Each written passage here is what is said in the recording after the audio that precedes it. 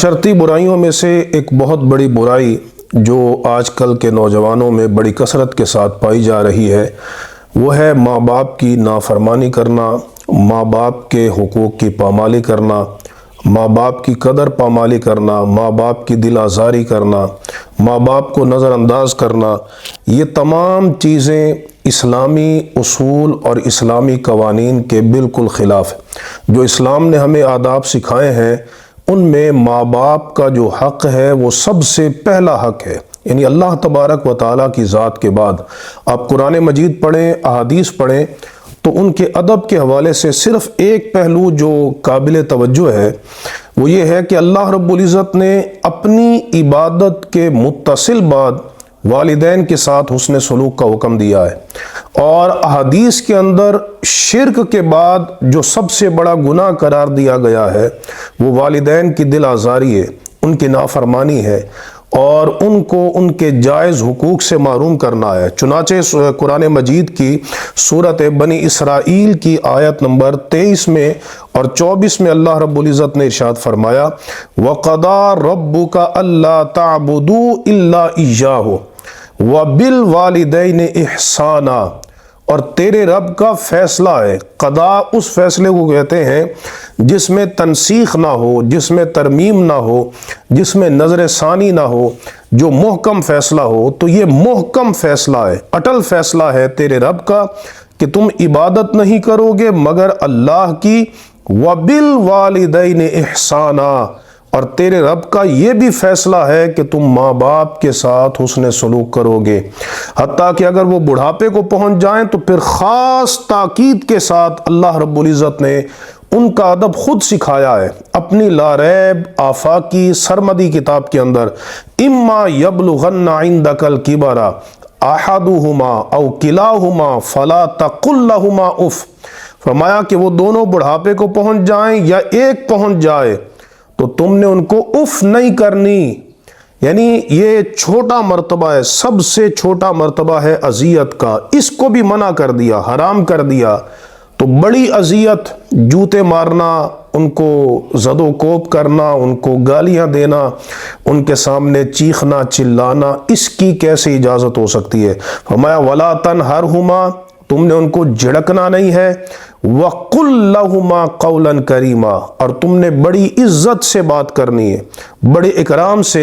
اور بڑی تواضع سے بات کرنی ہے۔ وَاخْفِضْ لَهُمَا جَنَاحَ الذُّلِّ مِنَ الرَّحْمَةِ وَقُلْ رَبِّ ارْحَمْهُمَا كَمَا رَبَّيَانِي صَغِيرًا، فرمایا کہ ان کے لیے تم نے اپنے تواضع کے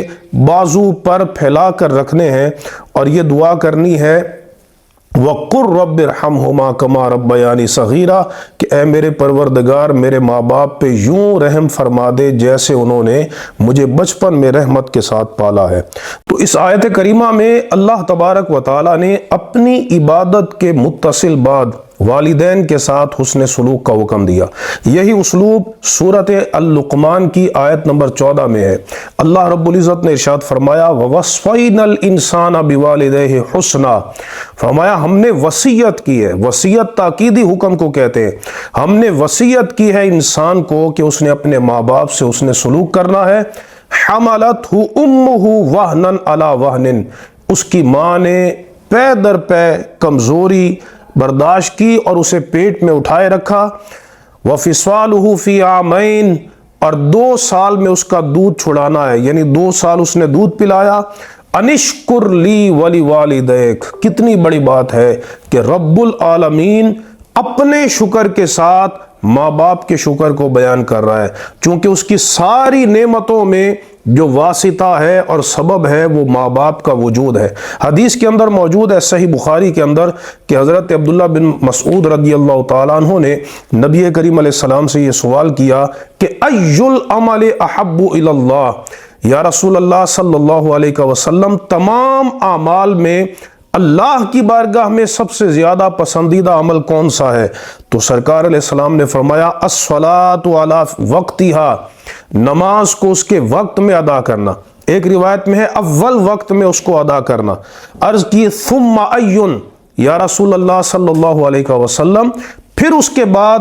اللہ کی بارگاہ میں سب سے زیادہ پسندیدہ عمل کون سا ہے؟ تو نماز کے بعد، اللہ کی بندگی کے بعد، عبادت کے بعد جو اللہ کی بندگی کا سب سے اونچا عمل ہے، اس کے بعد آقا نے فرمایا ثم بر الوالدین، پھر اس کے بعد ماں باپ سے نیکی کرنا، حسن سلوک کرنا، یہ سب سے عظیم عمل ہے۔ صحیح بخاری اور صحیح مسلم کی متفق علیہ روایت ہے، نبی کریم علیہ السلام سے کبائر کے بارے میں پوچھا گیا کہ کبیرہ گناہ کیا ہے، اور ایک روایت میں ہے کہ نبی کریم علیہ السلام نے خود صحابہ سے 3 بار یہ پوچھا،